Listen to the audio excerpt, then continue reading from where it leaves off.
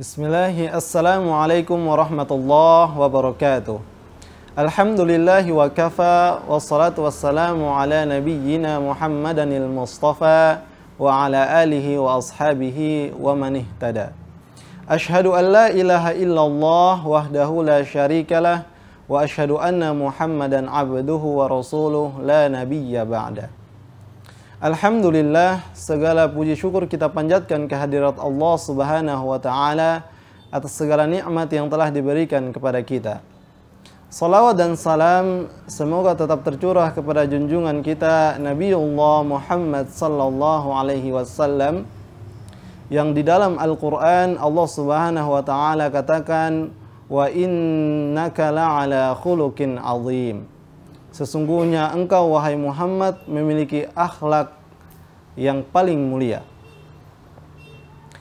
Jika akidah adalah keyakinan di dalam dada terhadap Allah Subhanahu wa ta'ala dan ibadah adalah manifestasi dari keyakinan tersebut, maka akhlak adalah buah dari akidah dan ibadah tersebut.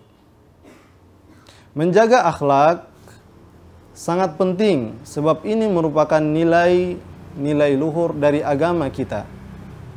Oleh karena itu, pada kesempatan ini kami akan membawakan kultum yang berjudul Menjaga Akhlak dan Memperindah Adab. Pemirsa TVRI Nusa Tenggara Timur yang dirahmati Allah Subhanahu wa ta'ala. Akhlak secara etimologis berasal dari kata al-khuluq yang artinya adalah perangai, tabiat, atau tingkah laku. Secara terminologis, Hujjatul Islam Al-Imamul Ghazali mengatakan, akhlak adalah perangai yang melekat dalam diri seseorang yang mampu untuk memunculkan tindakan tanpa didahului dengan pertimbangan pemikiran. Maka secara sederhana kita dapat simpulkan bahwa akhlak adalah perangai yang memunculkan tindakan secara spontan. Sedangkan adab secara bahasa adalah halus, kelembutan, dan keindahan akhlak. Sehingga adab ini merupakan bagian dari akhlak. Akhlak itu ada dua. Yang pertama akhlakul karimah, akhlak yang baik, dan akhlakul madmumah, akhlak yang buruk. Maka adab ini termasuk ke dalam akhlakul karimah.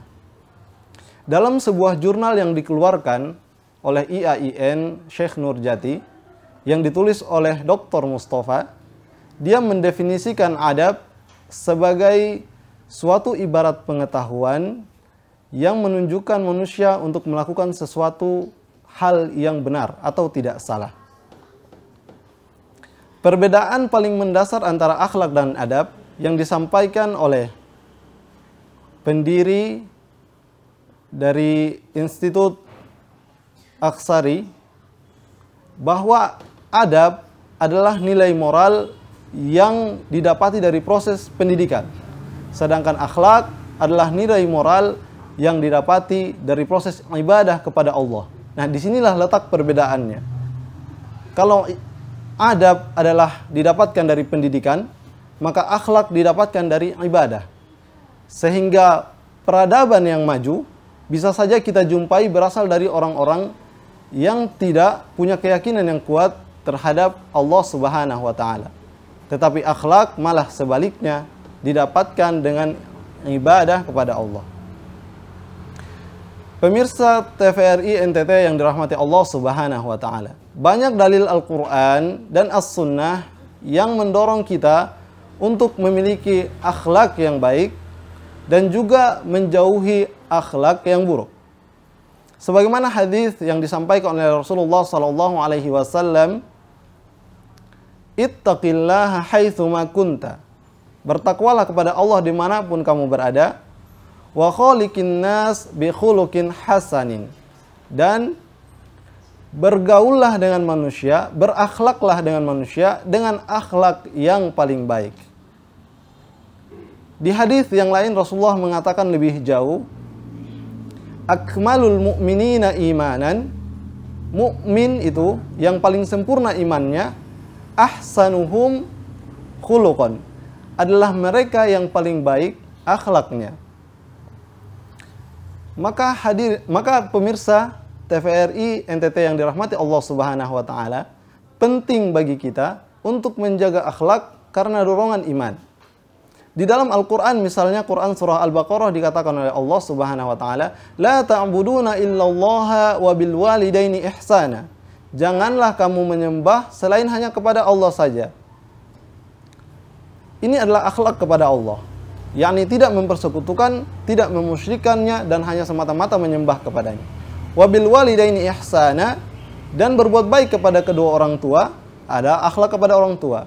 Wadil qurba, kepada kerabat. Wal yatama, berbuat baik kepada anak-anak yatim. Wal masakin, kepada orang-orang miskin. Wa qulu linnasi husna, dan berkata dengan perkataan yang baik kepada manusia. Jadi ini adalah dorongan-dorongan yang diberikan oleh Allah dan Rasulullah kepada umat muslim untuk menjaga akhlak dan memperbagus adab. Kenapa kita harus menjaga akhlak? Kenapa kita harus memperbagus adab? Ada banyak hal yang dapat kita dapatkan dari memperbaiki akhlak ini. Yang paling utama adalah 3. Yang pertama adalah menjaga kerukunan sosial.